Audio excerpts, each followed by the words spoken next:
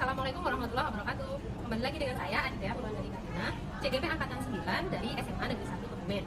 Nah, hari ini saya nggak sendirian loh. Saya itu bersama dengan Pak Mufid Surahman, seorang guru geografi. Di situ nanti saya akan melakukan percakapan pra-observasi, sehingga saya bisa tahu apa yang akan dilakukan oleh Pak Mufid besok di kelas saat pembelajarannya. Nah, lihat nah, di sini nih ada ruang galeri. Ini mencerminkan Pak Mufid adalah seorang guru geografi. Oke, mari kita masuk yuk. Ganti Kak. Habis Ibu. Oke, silakan Pak. Ditunggu dari tadi. Apa ya? Nah, ini loh teman-teman, ini namanya Pak Mufid Surahman, seorang guru geografi dari SMA Negeri 1 Kebumen. Oke Pak, silakan duduk Pak. Terima kasih Bu. Nah, kalau di sini ya Pak. Oke, siap. Saya pinjam ruang galerinya gitu. Siap. Cut. Oke, selamat siang Pak Mufid. Selamat siang Ibu. Ya, apa kabar Pak? Baik Ibu, Butia gimana kabar sehat? Alhamdulillah sehat Pak. Oke, alhamdulillah Pak. Hari ini kita akan melakukan percakapan pra-observasi ya Pak. Sebelum nanti saya ikut ke kelas Bapak untuk mengamati jalannya pembelajaran yang terjadi di kelas Bapak, serta sekaligus melakukan supervisi di kelas Bapak. Baik Ibu. Nah, adapun tujuan dari supervisi adalah untuk mengetahui dan mengevaluasi jalannya pembelajaran yang terjadi di kelas. Serta kenapa ya kok kita melakukan percakapan pra-observasi ini? Jadi tujuannya itu agar nantinya Bapak lebih siap, lebih pede seperti itu ya Pak, sehingga nanti diharapkan bisa memberikan pembelajaran yang terbaik untuk anak-anak di kelas. Baik Ibu, baik. Nah, ada beberapa pertanyaan yang nanti akan saya ajukan ya Pak. Yang pertama terkait dengan tujuan pembelajaran. Untuk kegiatan di kelas besok, kira-kira tujuan pembelajaran yang ingin dicapai apa ya Pak? Ya oke, terima kasih Bu ya. Untuk besok rencananya kami akan menyampaikan materi pembelajaran yaitu tentang tanah gitu kan. Tentu kita harus ada capaian-capaiannya Bu kan. Kemudian tujuan dari pembelajaran ini yang pertama tentunya pengertian. Jadi anak nanti agar tahu tentang pengertian tanah itu sendiri. Kemudian yang kedua itu ada karakteristik lapisan tanah Bu. Jadi peserta didik ini nanti akan mampu menjelaskan bagaimana sih karakteristik lapisan-lapisan tanah yang ada di permukaan bumi ini. Nah sebenarnya banyak Bu, tapi kita akan menyampaikan dua tentang tujuan pembelajaran itu dulu. Jadi tujuan pembelajaran yang dicapai ada dua ya Pak. Tadi yang pertama mengenai pengertian tanah, dan yang kedua mengenai karakteristik lapisan tanah. Betul. Nah, dari dua tujuan itu bagaimana area pengembangan yang ingin Bapak capai ya Pak? Oke, untuk area pengembangan itu nanti ada dua Bu yang akan saya kembangkan. Yang pertama dari pengetahuannya dulu. Jadi nanti saya akan menyampaikan bagaimana pengertian tanah kepada peserta didik agar anak itu mampu mengetahui dan menjelaskan pengertian tanah itu sendiri. Kemudian yang kedua ada dari segi keterampilan. Nah keterampilan ini nanti anak bisa membedakan Bu jenis-jenis tanah, kemudian karakteristik lapisan tanah menggunakan LKPD peserta didik. Jadi mereka setelah tahu tentang pengertian mereka juga bisa membedakan karakteristik lapisan tanah itu sendiri menggunakan LKPD. Jadi tadi area pengembangan yang dicapai ada dua, betul, aspek pengetahuan ya, serta keterampilan. Betul ya Pak ya? Betul. Oke. Kalau dari rancangan pembelajarannya itu kira-kira seperti apa ya Pak? Saya kok jadi penasaran ini. Oke, untuk rancangan besok yang akan saya bawa itu sebenarnya ada tiga Bu. Ya. Strateginya ada tiga, terutama yang pertama ada dari diferensiasi prosesnya dulu ya. Kita mengambil diferensiasi proses bukan ada konten, ada proses, satunya ada apa lagi ya? Produk. Nah, saya ambil yang proses, itu yang pertama. Kemudian yang kedua yaitu berkaitan tentang metode pembelajaran. Nah, metode pembelajarannya ini nanti saya menggunakan diskusi kelompok Bu, agar anak-anak bisa menjelaskan secara langsung secara berkelompok tentang tanah itu sendiri. Kemudian yang ketiga ada model pembelajaran. Nah, model pembelajarannya ini saya menggunakan inquiry berbimbing. Nah, inquiry berbimbing ini nanti menghasilkan sebuah pekerjaan yaitu dengan membuat catatan-catatan kecil menggunakan LKPD. Ya nanti anak bisa mempresentasikan itu. Oh, jadi begitu ya Pak. Jadi untuk strategi yang disiapkan tadi diferensiasi proses, lalu metodenya diskusi kelompok, Betul. serta tanya jawab dipakai. Ya. Kemudian model pembelajaran yang digunakan inquiry terbimbing. Ya. Oke ya. Kalau dengan media pembelajaran yang akan Bapak gunakan kira-kira apa saja ya Pak? Oke, untuk media pembelajaran tentu kita juga harus praktik langsung Bu ya, biar anak-anak tahu. Jadi nanti saya akan membawa tanah asli Bu, ada jenis-jenis tanah asli yang akan saya bawa ke kelas. Kemudian nanti ada juga materi, ya, bentuknya mungkin dalam buku. Kemudian juga ada PPT, kemudian juga ada LCD proyektor Bu yang saya siapkan. Kemudian ada juga laptop ya. Kemudian ada tadi itu LKPD untuk mencatat hasil diskusi anak-anak. Itu yang saya siapkan tentang media pembelajarannya Bu. Nah, kalau boleh saya tahu, kira-kira Bapak akan melakukan kegiatan pembelajaran tersebut itu kapan ya Pak? Untuk waktunya saya ada paling besok Bu, besok hari Selasa ya. Saya ada di jam ke 6 dan 7, jam 6-7 di kelas 10B Bu. Baik Pak, jadi besok di hari Selasa di kelas 10B jam ke 6-7 ya Pak. 6-7, betul. Saya akan ikut ke kelas Bapak ya Boleh. ikut mengobservasi sehingga bisa mencatat hal apa saja yang terjadi di kelas Bapak sekaligus melakukan supervisi ya Pak. Siap Ibu. Oke. Nah, besok setelah kegiatan observasi kita akan diskusi lagi Pak di kegiatan yang namanya pasca observasi. Nah, di situ nanti saya akan didampingi oleh pengajar praktik saya dan untuk waktunya besok saya akan coba jadwalkan dan saya komunikasikan lagi baik dengan pengajar praktik maupun dengan Bapak ya Pak ya. Baik Ibu. Sebelum kita akhiri perbincangan hari ini, kira-kira apa ya yang Bapak dapatkan dari diskusi kita kali ini Pak? Wah, banyak ini Bu yang harus saya siapkan. Kemudian setelah komunikasi ini yang saya dapatkan, tentu yang pertama saya harus menyiapkan strategi ini Bu. Strategi pembelajaran besok seperti apa agar bisa dinilai, kayaknya butuh yang bagus gitu kan. Strateginya harus disiapkan. Kemudian medianya Bu, media juga saya harus disiapkan. Kemudian model-modelnya juga harus saya siapkan. Jadi dari percakapan ini tentu banyak yang harus saya siapkan, terutama dari strategi-strategi itu. Baik Pak, terima kasih sekali ya Pak atas waktunya sudah bersedia berbincang-bincang dengan saya dalam percakapan praobservasi. Sampai bertemu di hari Selasa besok ya Pak. Selasa besok Bu. 6-7 di kelas 10B. 10B. Oke, nanti besok kita janjian lagi ya Pak. Oke, siap. Oke, terima kasih Pak atas waktunya. Terima kasih. Ya. Ya, tadi sudah diskusi ya, masing-masing kelompok betul? Sudah selesai semuanya? Sudah. Nah, akan kita mendengarkan hasil diskusi kelompok dari teman-teman kalian ya. Saya panggil atau ada yang maju? Oke, silakan siapa yang maju angkat. Oke, kelompok berapa Mas? Kelompok 3 Pak. 3, oke. Silakan kami berangkat ke teman-teman yang maju. Silakan. Oke. Teman-teman yang maju terus Pak.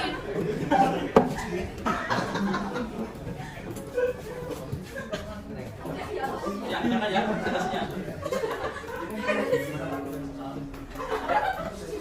Assalamualaikum warahmatullahi wabarakatuh.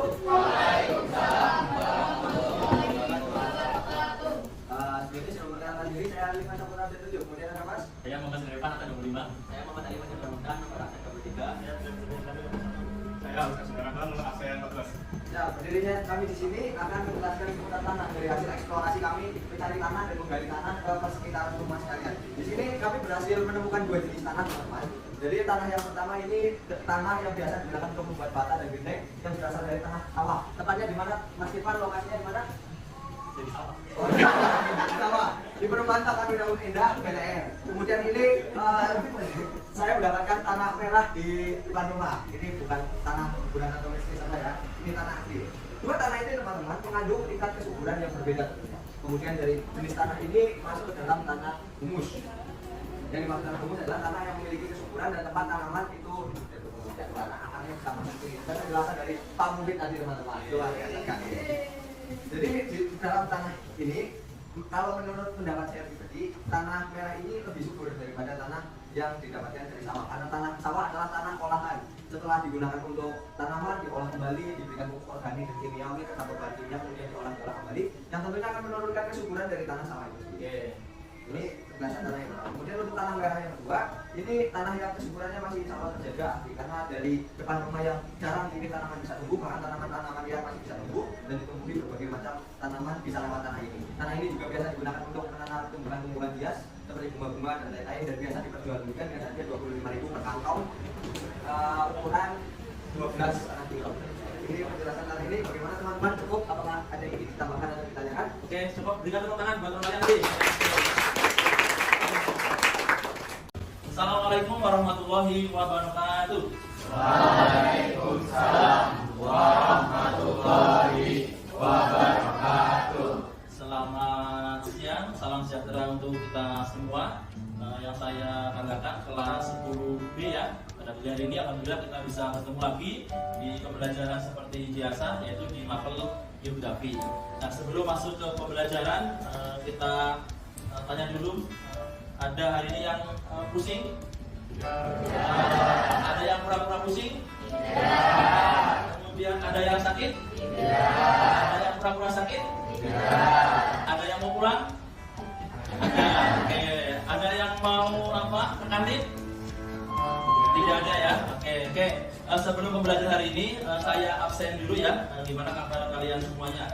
Oke, saya absen dari yang pertama, Ardian. Yang ada yang keras ya. Yang paling keras ya.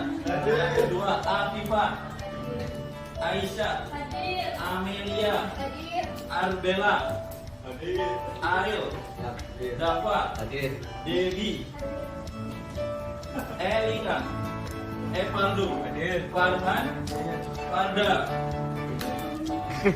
Oh, Firda, maaf. Faris. Firda, Hafiz. Kalau tulisannya Hanin. Ifa. Ihsan. Kamika. Khairunisa. Kinza. Lutfi. Manuela, Alin, Hadir Pak. Raffi, kita, ya pilihan kita untuk menyongsong masa depan yang lebih baik. Untuk menyongsong masa depan yang lebih baik ada 5. Ada berapa? 5. Oke, yang pertama ilmu, iman, takwa, amal. Ditambah keterampilan 1. Ya, jadi 1 ilmu, iman, takwa, amal, 1 ditambah keterampilan. Oke, dalam aktivitas kita sehari-hari tidak hanya yang Islam, yang lain juga sama. Artinya kita sama, punya iman, keyakinan, ya, keyakinan terhadap Tuhan Yang Maha Esa. Punya ilmu dalam sehari-hari aktivitas kita harus juga belajar untuk menuntut ilmu. Amal, yaitu dalam aktivitas sehari-hari ketika kita punya ilmu, silakan diamalkan dalam bentuk apapun. Sehingga, nah, di tahun 2004 ini generasi Z itu harus minimal punya keterampilan. Apa yang menjadi keterampilan saat kalian ini masih belajar tentang dari dunia sekolah yang bisa seperti pembuatan video, kemudian PPT, kemudian Canva, kemudian bisa punya keterampilan public speaking, kemudian menulis dan lain sebagainya. Itu adalah namanya keterampilan. Nah, dari kelima ini pengantar bisa menyongsong masa depan. Minimal tidak dijalankan semua, tapi ada di salah satu itu. Nah, itu harapan kita semua, mudah-mudahan depan kita lebih baik lagi. Nah, oke. Itu pengantar sedikit dari pembelajaran kita pada siang hari ini. Nah, sebelum masuk ke pembelajaran, saya refleksi dulu nih untuk materi-materi yang sudah saya sampaikan, yaitu pembentukan tanah dan persebaran tanah. Apa? Pembentukan tanah dan persebaran tanah. Oke, sebelum masuk ke pembelajaran, itu ada tujuan pembelajaran. Jadi nanti kalian sebelum mengetahui ilmu atau materi yang akan saya sampaikan, itu ada tujuannya. Ya, ada apa? Ada tujuan. Yang pertama yaitu tujuan dari pembelajaran hari ini, yaitu kalian mengetahui tentang pengertian tanah. Ya, yang pertama itu kalian harus mengetahui pengertian tanah. Kemudian yang kedua yaitu kalian mengetahui jenis-jenis tanah beserta persebarannya. Ya, cukup 2 itu saja untuk tujuan pembelajaran hari ini. Yang pertama apa? Pengertian tanah. Yang kedua, jenis-jenis tanah. Oke, sekarang kita lanjut ke materi pembelajaran, yaitu permukaan bumi, lapisan permukaan bumi yang paling atas. Yang paling atas, yang tersusun oleh material padat,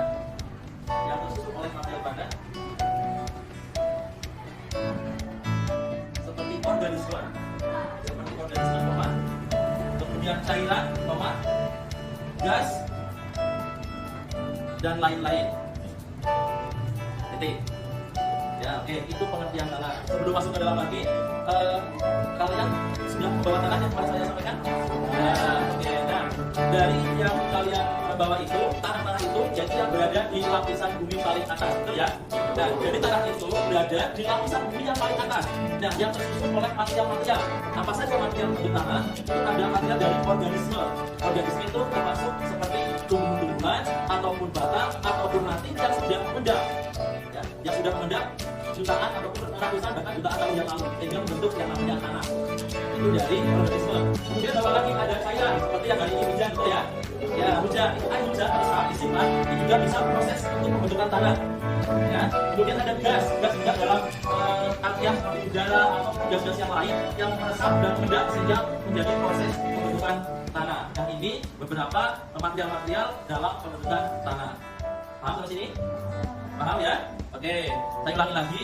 Tanah adalah yaitu material yang lapisan bumi yang paling atas yang tersusun oleh material-material padat seperti organisme, kemudian ada cairan, kemudian ada gas dan lain sebagainya. Itu ya, itu pengertian dari tanah.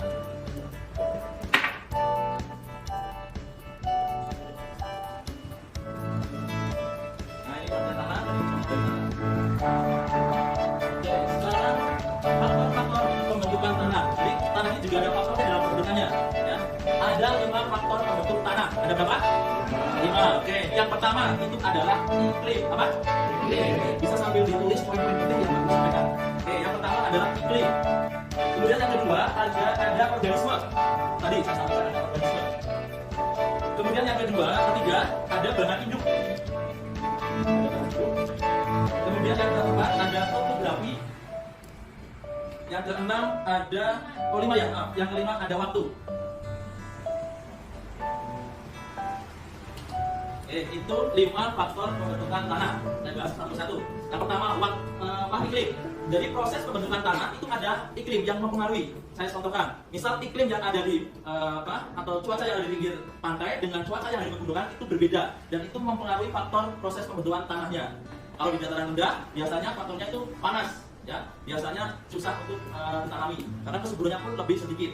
Nah kalau di pegunungan ini identik dengan suhu atau cuaca dingin, berarti tingkat kesuburannya akan lebih subur. Makanya kalau di daerah ya pegunungan itu cocok untuk sayuran-sayuran. Walaupun musim kemarau tetap subur tanahnya, tidak ada hujan itu tetap subur. Nah itulah yang mempengaruhi faktor dari iklim. Ya, kata kuncinya kalian tulis saja, iklim itu adalah cuaca yang mempengaruhinya. Oke, yang itu yang tadi saya jelaskan sudah paham semuanya? Sudah paham ya? Oke, kalau sudah paham, sekarang kita yuk diskusi kelompok. Ya, tujuannya adalah untuk mengetahui jenis-jenis tanah. Ya, silakan saya bagi kelompok sesuai dengan diferensiasi anak-anak yang di sini ya. Silakan kelompoknya. Yang pertama yang bisa edit video, kemudian yang bisa membuat PPT, kemudian ada yang bisa presentasi. Minimal 3 itu aja. Yang lain bisa mengikuti. Silakan waktu dan tempat saya persilakan untuk berdiskusi. Silakan.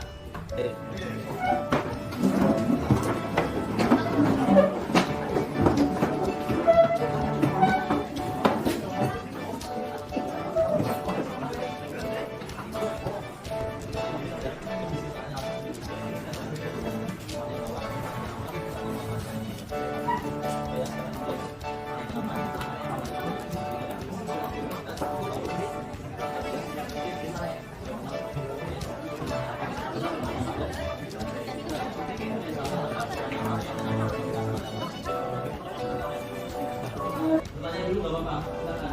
Silakan kalian apa yang ditanyakan. Ya, cukup paham ya? Paham. Ya, oke, silakan dikerjakan, nanti dipresentasikan.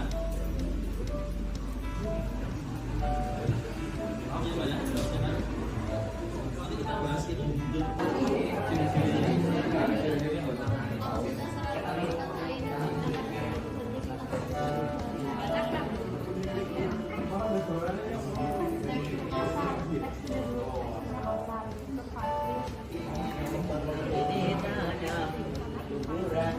Pasir ya?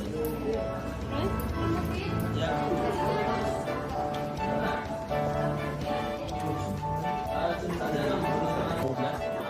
Namanya, ini perlu lihat, lihat, target dari mana? Cari lihat, kemudian ya.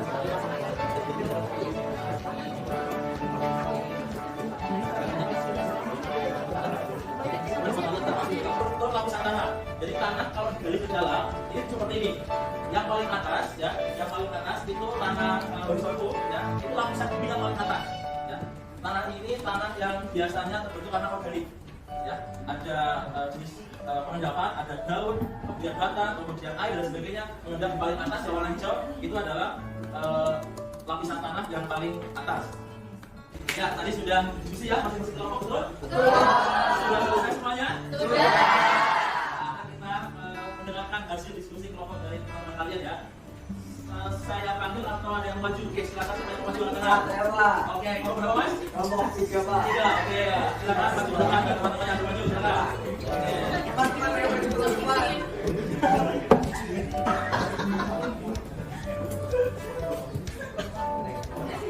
Ya, dengarkan ya presentasinya.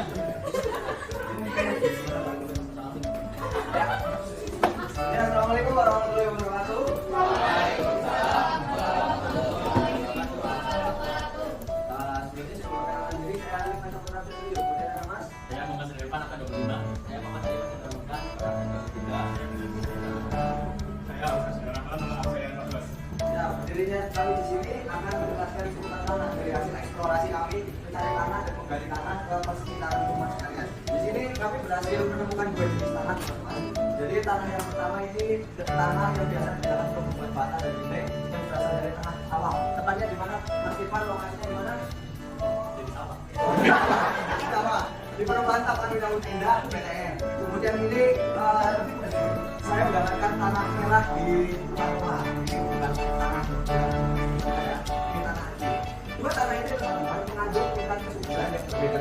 Kemudian dari jenis tanah ini masuk ke dalam tanah humus.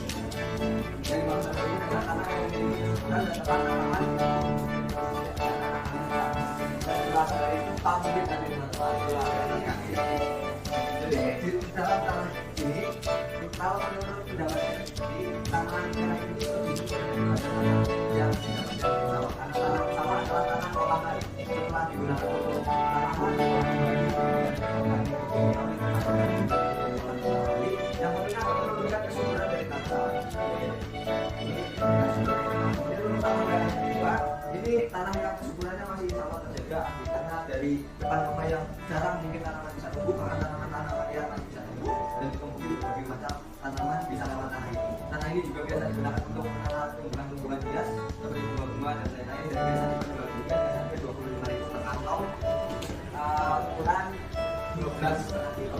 Jadi penjelasan tanah ini bagaimana teman-teman, cukup apakah ada yang ditambahkan atau ditanyakan? Oke, cukup dengan tepuk tangan buat Bapak lagi.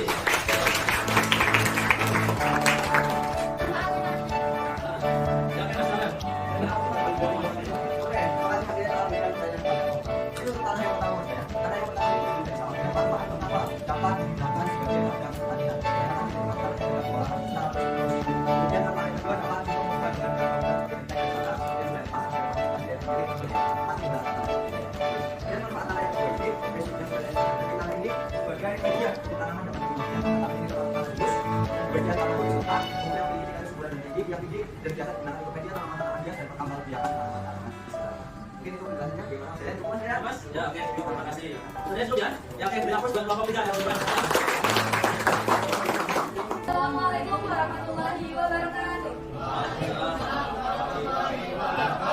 Sebelumnya kami dari Fakultas Kesehatan kali ini kami akan mempresentasikan hasil diskusi kami yaitu tentang tulisan dan sebenarnya. Oke, di sini sekarang kita udah bawa dua tulisan. Yang pertama ada tanah liat dan yang kedua ada tanah pasir. Nah, tanah liat ciri-cirinya yaitu bagian yang benar-benar kaya bisa berupa butiran halus, berwarna hitam terang atau purple. Kemudian yang kedua ada tanah pasir, ciri-cirinya memiliki butiran halus, berwarna cerah, terus kandungan gizi rendah. Oke, berdasarkan hal yang disampaikan oleh Pak Presiden, menurut kami tanah liat berada pada horizon yaitu yang berisi tentang atau material organik yang berwarna gelap. Kemudian untuk pasir berada pada horizon B atau R, yaitu horizon cerah atau yang belum mengalami peraturan berada.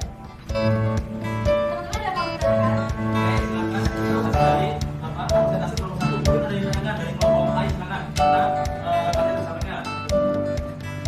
Ya Mas, boleh Mas. Tanya, boleh juga saja Mas. Ya.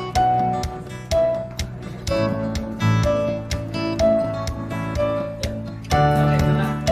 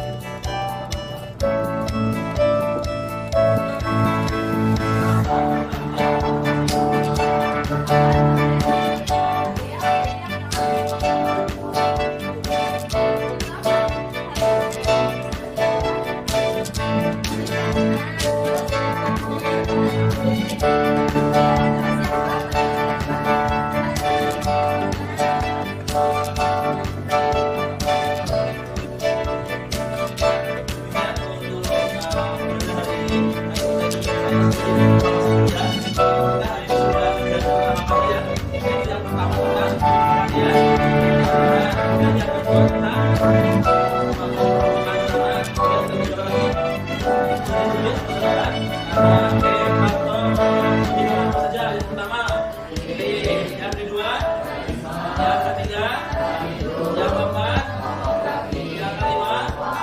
Oke, kemudian kita belajar apa lagi? Sebelumnya tadi jenis sana kan? Ya, jenis sana tadi tandanya apa saja? Yang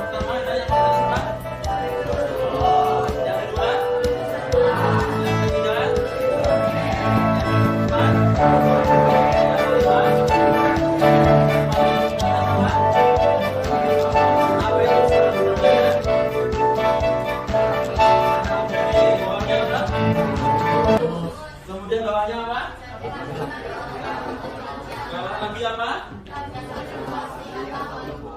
Paling bawahnya? Paling bawah sendiri? Nama batuan induk bersumber untuk apa?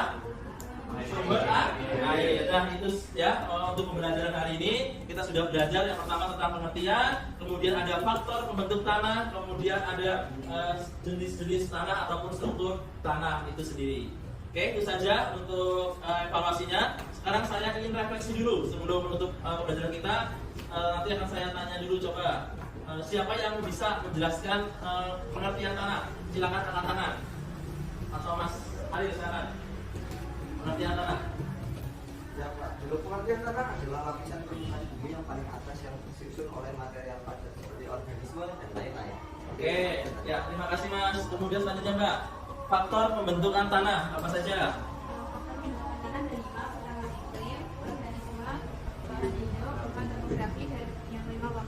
Oke, Mbak, pengertian tentang tanah.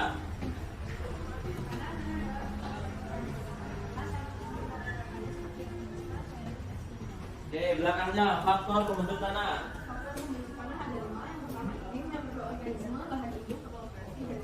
Oke, cukup ya? Itu saja. Ada yang ditanyakan? Sudah paham? Oke, terima kasih ya untuk pertemuan hari ini. Itu saja dalam proses penyampaian materi hari ini yaitu tentang pembentukan tanah dan persebarannya. Karena waktunya sudah habis, saya cukupkan untuk pertemuan hari ini. Mohon maaf dalam penyampaian banyak kesalahan, tutur kata yang tidak berkenan. Untuk kalian semua, Pak Guru mohon maaf yang sebesar-besarnya.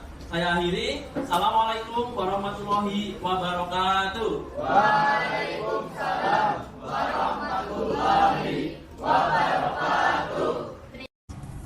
Assalamualaikum warahmatullahi wabarakatuh. Berjumpa kembali di percakapan pasca observasi. Saya Rika Purwandari Karina, calon guru penggerak angkatan 9 dari SMA Negeri 1 Kebumen. Kali ini saya masih ditemani oleh rekan sejawat saya, Bapak Mufid Surahman. Selamat pagi Bapak. Sebagai guru yang pernah diobservasi pada kegiatan supervisi akademik, dan saya juga ditemani oleh Ibu Tugu Patriati selaku pengajar praktik pada Kementerian Penggerak angkatan 9. Assalamualaikum Bu.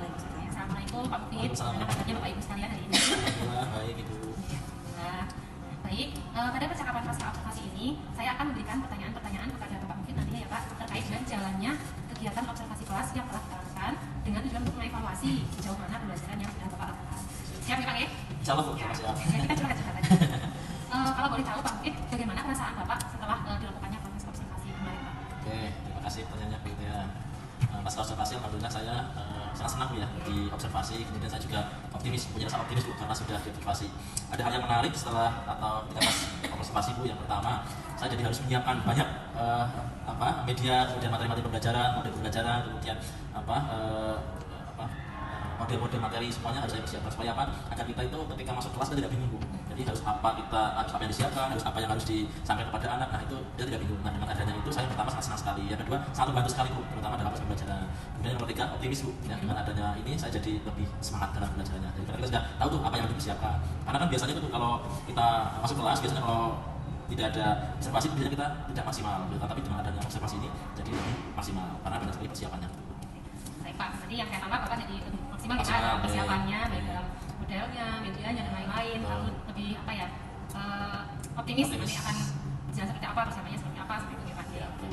Boleh Pak diceritakan kembali area pengembangan Bapak yang dilakukan di dalam kelas kemarin? Oke, untuk area pengembangan yang kemarin saya lakukan ada 2 Bu. Yang pertama itu tentang pengetahuan, kemudian yang kedua tentang keterampilan. Kalau pengetahuan itu kita tujuannya adalah menyampaikan materi-materi berdasarkan apa yang akan dicapai oleh anak. Di area pengetahuan itu terutama yang pertama adalah tentang pengertian, yaitu tentang tanah. Karena materi tentang tanah itu kemarin itu area pengetahuannya itu tentang bagaimana anak bisa menjelaskan jenis-jenis tanah, kemudian unsur-unsur tanah dan sebagainya. Kemudian yang kedua keterampilan. Keterampilan ini kebetulan anak itu membawa medianya tanah Bu. Nah sebenarnya anak itu nanti bisa mengklasifikasikan jenis-jenis tanah. Kebetulan kemarin itu ada anak yang membawa tanah kuburan juga Bu. Ya, tanah kuburan. Kemudian saya juga bercerita. Kemudian dalam waktu dekat saya juga habis buat sumur, jadi tahu struktur tanah dari atas sampai bawah. Jadi anak juga harapannya bisa mengetahui struktur, jenis ataupun klasifikasi tanah yang ada di sekitar kita semua. Jadi ada 2 materi pengembangannya. Yang pertama itu pengetahuan, yang kedua adalah keterampilan. Boleh juga Pak diceritakan lagi langkah-langkah pembelajaran yang sudah Bapak lakukan itu seperti apa ya Pak? Dari awal mungkin. Langkah-langkahnya yang pertama tentu hal yang dipersiapkan adalah ada belajar ya, belajar. Terus di situ ada ketika masuk, langkah yang pertama adalah pembukaan ya, membuka sesi pembelajaran. Setelah membuka, kemudian kita memberikan mengabsen dulu absen anak-anak. Kebetulan pas observasi kemarin itu ada 2 yang nggak berangkat karena sakit. Dan setelah itu saya memberikan motivasi kepada anak, karena saya sudah terbiasa Bu ya, setiap masuk pasti memberikan motivasi lah ya, untuk memberikan semangat kepada mereka. Karena jam siang kan jam positif pada ngantuk Bu. Kalau nggak diberikan motivasi kan nanti malah ada semangat. Nah, minimal itu. Kemudian yang ketiga, saya memberikan umpan balik Bu, pelajaran pemantik berkaitan tentang pembelajaran sebelumnya ataupun materi pembelajaran yang akan disampaikan pada hari ini. Kemudian menyampaikan juga tujuan pembelajaran, tujuan pembelajaran pada hari ini apa terus saya sampaikan. Kemudian ada model-model pembelajaran, ya, ada model yang berbeda terbimbing, ya, kemudian ada metodenya diskusi, ya, diskusi kelompok. Nah dari itu nanti kita setelah menyampaikan model pembelajaran, kemudian kita juga membagi kelompok. Pembagiannya itu secara meratap ya, menjadi 6 kelompok. Setelah itu nanti anak untuk menganalisis apa itu pembelajaran penelitian, kemudian sampai ke hasil akhir presentasi. Gitu. Oke, Pak. Kalau menurut Bapak sendiri, area pengembangan yang Bapak sebutkan tadi di pengetahuan dan keterampilan, apakah sudah berhasil, Pak?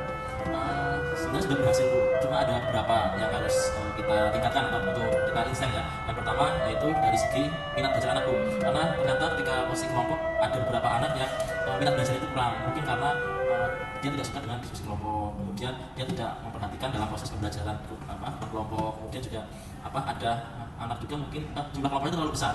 Jadi kalau kelompoknya terlalu besar mungkin tingkat pembelajarannya agak kurang. Jadi kita perlu 2 itu. Yang pertama mungkin kita harus intens kepada anak dalam proses pendampingan pembelajaran ataupun membantu penyelesaian pembelajaran tersebut. Kemudian yang kedua, jumlah kelompoknya terlalu besar sehingga mungkin motivasi semangat anak jadi kurang. Ada 2 itu yang menjadi catatan kami sih. Tadi kalau berdasarkan teman-teman saya cukup berhasil, tapi ada beberapa kekurangan atau kendala gitu dalam pembelajarannya. Ya, tadi kendalanya gimana Pak? Yang pertama itu kita harus intens untuk mendampingi anak, ya, karena kalau tidak didampingi anak bisa mungkin kurang mengikuti bidang pembelajaran atau diskusi kelompok. Yang pertama. Yang kedua tentang kelompok itu terlalu besar Bu. Karena kelompok terlalu besar mungkin juga banyak anak yang tidak ikut dalam diskusi kelompok tersebut. Baik, nanti tadi rencana Bapak ke depan ada ngomong Pak. Nah kalau untuk rencana ke depan ini saya nanti mungkin akan lebih banyak lagi ya menyiapkan, terutama ada media pembelajaran, kemudian mungkin nanti pembuatan PPT, kemudian mungkin menyiapkan ada video, kemudian juga mungkin ada Canva supaya agar anak mungkin bisa lebih terampil ya, lebih memahami tentang materi pembelajaran ataupun media-media yang akan tersampaikan kepada anak. Jadi kita nanti akan lebih menyiapkan banyak media ataupun model pembelajaran. Jadi rencana Bapak ke depan ini akan menyiapkan lebih ya untuk media dan persiapan anak sendiri. Mudah-mudahan apa yang Bapak rencanakan tadi bisa terrealisasi nih Pak, dan memberikan pembelajaran yang lebih baik kepada murid-murid ke depannya. Kira-kira Bapak akan mulai merealisasikan rencana tadi itu kapan ya Pak? Untuk realisasinya dengan dalam waktu dekat ini ya, dalam waktu dekat untuk bisa merealisasikan apa yang menjadi harapan saya nanti setelah di observasi ini, yaitu dalam waktu dekat. Yaitu tadi yang saya sampaikan ada 2. Yang pertama mungkin saya harus menyiapkan media-media pembelajaran agar tersampaikan, kemudian yang kedua bisa menyiapkan tentang model pembelajaran agar bisa tersampaikan kepada anak. Itu 2 itu dalam waktu dekat ini. Terima kasih Pak atas jawaban yang diberikan. Semoga apa yang Bapak rencanakan tadi bisa terrealisasi dengan baik ya. Baik, berikutnya saya persilakan kepada Ibu Teguh untuk memberikan umpan balik atau tanggapan terhadap percakapan pasca observasi tadi. Monggo Ibu. Terima kasih Bu Tia dan Pak Dirjen. Luar biasa sudah melakukan proses coaching, di mana bahwa proses coaching ini tidak menilai apakah pembelajaran yang dirasakan oleh Pak Murid itu sudah betul atau tidak, tapi itu menggali potensi yang ada di Pak Murid sendiri di dalam pembelajaran di kelas. Nah, yang tadi Pak Murid sudah mengungkapkan kekurangan-kekurangan yang belum dilakukan oleh Pak Murid dalam pembelajaran di kelas. Nah, itu nanti bisa menjadi bahan refleksi pengembangan diri Pak Murid, karena kita harus menyesuaikan dengan kondisi anak. Sekarang sudah berubah sesuai dengan zaman IT. Jadi tugas itu tidak perlu dengan kertas, tapi sudah memakai media IT, dan penggunaan media IT mau tidak mau harus kita lakukan dan perlu pengawasan. Ini luar biasa Pak Murid. Dan bagus banget Bu Tia. Terima kasih banyak Ibu atas tanggapan dan penjelasannya terhadap percakapan pasca observasi hari ini. Baik, akhirnya rangkaian supervisi akademik sudah selesai, mulai dari percakapan observasi kelas, dan juga percakapan pasca observasi. Saya ucapkan terima kasih yang sebanyak-banyaknya kepada Pak Murid dan kepada Ibu Teguh yang sudah berkenan hadir dan juga mendampingi saya. Saya akhiri. Wassalamualaikum warahmatullahi wabarakatuh.